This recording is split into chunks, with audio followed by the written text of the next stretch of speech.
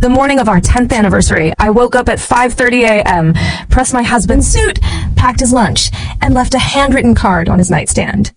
Then I walked out the door and disappeared forever. That was the plan. That was always the plan. But standing in the cold morning air outside our brownstone, my suitcase in one hand and my phone, wiped, reset, empty in the other, I almost lost my nerve. 10 years is a long time. 10 years of making coffee for a man who never said thank you. 10 years of ironing shirts for a woman who wasn't me. 10 years of being the invisible scaffolding that held up Julian Ashford's perfect life while he gave his smiles to his mistress, his gratitude to his colleagues, and his indifference to me. The final straw wasn't the affair. I had known about Elena Moreau for 3 years. The final straw was the birthday card. Last month, on my 34th birthday, I had come home to find the brownstone dark, and oh flowers, and oh dinner, and oh acknowledgement at all. Julian was at a client dinner. I later learned it was a weekend in the Hamptons with Elena. I had wandered through the empty house, touching the furniture I had restored, the curtains I had sewn, the kitchen tiles I had grouted on my hands and knees while Julian was at law school, and I was working double shifts to pay his tuition. On the kitchen counter, I found a birthday card. It was from Julian's mother, addressed to him. Inside, she had written, "So glad you finally found someone who deserves you. Elena is a treasure. We can't wait to meet her properly. Love, Mom." She knew. His whole family knew. They had all been politely waiting for me to disappear so Julian could replace me with someone more suitable, someone who came from money. Someone who hadn't grown up in a trailer park in rural Ohio, someone who wasn't me. I stood in that kitchen for a long time, holding the card, and I realized that I had spent 10 years being erased so gradually I hadn't even noticed it was happening. The woman I had been, the girl who won a full scholarship to Columbia, who graduated summa cum laude, who had dreams of becoming a writer, was gone. In her place was a hollow shell who made coffee and ironed shirts and smiled at parties while her husband's hand rested on the small of another woman's back. I decided to find her again. The first thing I did was stop crying that I hadn't cried in years. Julian said tears were manipulative, but that night, I locked myself in the bathroom and sobbed until my throat was raw. When I came out, something had shifted. I looked at Julian's half of the closet, at his neatly organized suits and ties, and I felt nothing. Not love, not anger, not even grief. Just the quiet, cold certainty that I was done. The plan took 6 weeks to build. I opened a new bank account at a credit union Julian had never heard of. I transferred small amounts, grocery money, coffee money, birthday checks from distant relatives, until I had enough for a security deposit and 3 months' rent. I found a studio apartment in Queens, a 5th-floor walk-up with peeling paint and a radiator that clanked, and I paid the deposit in cash that I bought a burner phone. I packed a single suitcase with the things that mattered. My grandmother's quilt, my mother's recipe box, the novel manuscript I had been working on in secret for 5 years. And I waited. On the morning of our 10th anniversary, Julian left for work without kissing me goodbye. He hadn't kissed me goodbye in years. I watched him walk out the door, and I wondered if he would even notice I was gone. Probably not, I decided. Not for a while. He had Elena to keep him warm. I left the card on his nightstand, a simple white envelope with his name on it. Inside was a single sheet of paper with 3 words. Asterisk, I'm done. Goodbye, asterisk. Then I walked out of the brownstone, closed the door behind me, and didn't look back. The first month was the hardest, not because I missed Julian, I didn't, but because I had to relearn how to exist as a person instead of a shadow. For 10 years, my entire identity had been Julian Ashford's wife.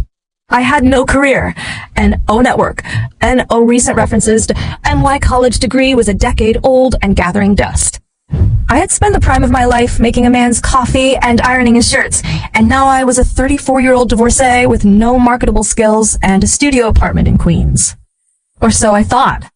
What I actually had was a manuscript, a novel I had been writing in stolen moments. Early mornings before Julian woke up, late nights after he fell asleep, weekends when he was at the office. It was a story about a woman who disappeared from her own life and found herself on the other side. It was raw, messy, and the most honest thing I had ever written. I spent the 2nd month revising it. The 3rd month, I started querying agents. The 4th month, I got an offer from a junior agent at a mid-tier agency. The 5th month, my manuscript sold at auction to a major publisher for a 7-figure advance.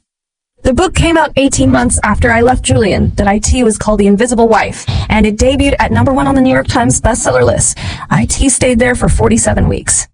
It was translated into 32 languages. IT was optioned for film by a major studio. The New Yorker called it a searing indictment of the invisible labor that sustains modern marriage. Oprah called it the most important book about women's lives in a generation. I didn't use my real name, of course.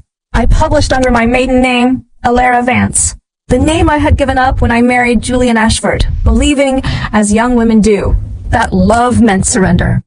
Julian didn't know. He had never read a novel in his life. He found out from Elena, of all people. 2 years after I left, I was at a literary gala in Manhattan, the PN America Awards, where The Invisible Wife was being honored for its contribution to feminist literature. I was wearing a black Dior gown and my grandmother's pearls, the only jewelry I had taken from the brownstone. I was standing near the bar, talking to my editor, when I heard a familiar voice behind me. Alara? I turned. Julian was standing there, his face frozen in an expression I couldn't read. Shock, maybe, or disbelief. He was still handsome. He would always be handsome, but something about him looked diminished. His suit was expensive but rumpled. His hair was grayer. His eyes had the hollow look of someone who hadn't slept well in a long time. "It is you," he said. "I didn't. I heard your name from someone at the firm. They said you'd written a book. I thought it couldn't be the same Alara Vance. Not my Alara." "I'm not your Alara," I said calmly. "I never was." He flinched. "Can we talk? Please? I've been looking for you. After you left, I hired investigators. I filed missing person reports. I thought something terrible had happened. Something terrible did happen. I spent 10 years being erased by a man who didn't love me. Then I left." "I didn't know," he said, his voice cracking. "I didn't know you were writing. I didn't know you were unhappy. I thought we were fine." Fine, he repeated. "You were sleeping with Elena for 3 years. Your mother sent you a birthday card congratulating you on finding someone worthy of you. It didn't come home on our anniversary. And you thought we were fine." Elena appeared beside him then, her hand sliding possessively onto his arm. She was exactly as I remembered her, polished, blonde, with the easy confidence of someone who had never been told no. "Julian, what's going on? Who is this?" "This is my wife," Julian said. "Ex-wife," I corrected. Elena's smile vanished. Her eyes swept over me. The Dior gown, the pearls, the crowd of admirers who had been listening to our conversation with barely concealed fascination. "You're the writer. The one who wrote that book. Asterisk The Invisible Wife star." "I am. But that book is about a woman she stopped. Her face went pale as the realization hit her.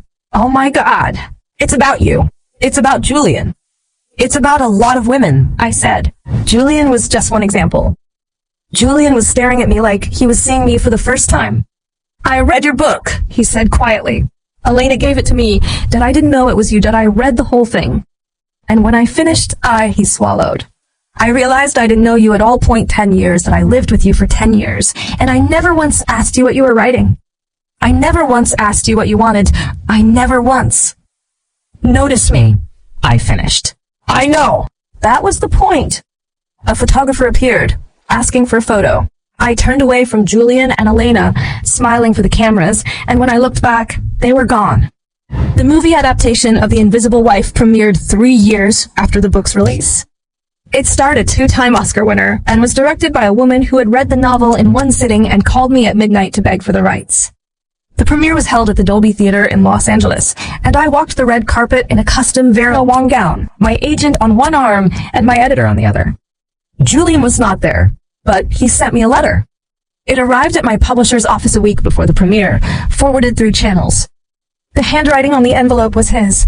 I recognized the sharp, angular script from a decade of Christmas cards and grocery lists. Inside was a single page. "Alara.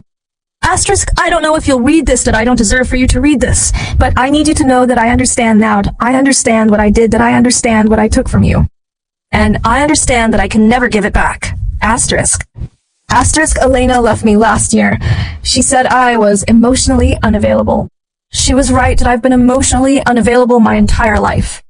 The only person who ever truly saw me was you, and I was too blind to see you back. Asterisk.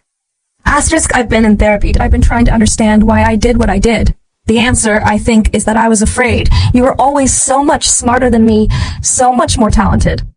I knew, on some level, that you were the one who should have been the star, and I couldn't handle that I made you small, that I made you invisible. I told myself you were lucky to have me, when the truth was that I was terrified of losing you. Asterisk. Asterisk, I'm not asking for forgiveness. I'm not asking for a second chance. I just want you to know that I'm sorry. I'm more sorry than I've ever been for anything in my life, and I'm proud of you. Even if you never speak to me again, I want you to know that I'm proud of you. Asterisk. Julian. I read the letter 3 times. Then I folded it carefully, put it in a drawer, and never looked at it again. Not because I didn't believe him, because I believed that he was sorry. I believed that he understood, finally, what he had done. But his understanding didn't undo 10 years of erasure.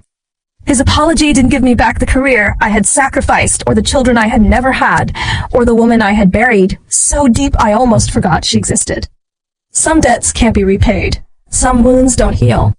And some people are only meant to be in your life for a season, not because they were good for you, but because they taught you what you were worth by showing you what you should never accept again. Julian Ashford taught me that I was worth more than invisibility, and for that lesson, I was almost grateful. 5 years after I left Julian, I sat on the porch of my house in Connecticut, a sprawling Victorian with a rose garden and a writing studio that looked out over the Sound, and watched the sun set over the water. My dog, a golden retriever named Scout, was asleep at my feet. M.Y.'s second novel, The Visible Woman, was due to my editor in 3 weeks. And somewhere in Manhattan, Julian Ashford was living a life that no longer intersected with mine. He had remarried, I heard. Not Elena, someone new, a paralegal at his firm, 20 years younger than him. Did I wish them well? From a distance, I had stopped being angry years ago. Was left with something quieter. The knowledge that I had walked through fire and come out the other side, scarred but whole. The book I was writing now was about a woman who left her husband and found herself. IT was fiction, but only barely. The dedication page read, asterisk to all the women who were told they were invisible. You are seen, you are loved, you are enough, asterisk. And underneath in smaller print, and to Jay, thank you for showing me what I was worth by giving me so much less. I never said in the book. I didn't need to. He knew. The final scene of my story is this. I am standing on a stage in Stockholm, accepting the Nobel Prize in Literature. I am 57 years old. My hair is gray, my face is lined, and I have never been more beautiful than I have written 7 novels, each one a New York Times bestseller. I have been translated into 50 languages. I have been called the voice of a generation, the conscience of an era, the woman who taught millions of readers that they were not alone. And somewhere in the audience or at home, Julian Ashford is watching. He is old now, too. His 3rd marriage has ended. His children with Elena, the children I never gave him, are grown and distant. He is alone in his apartment, and he is thinking about the woman he let go.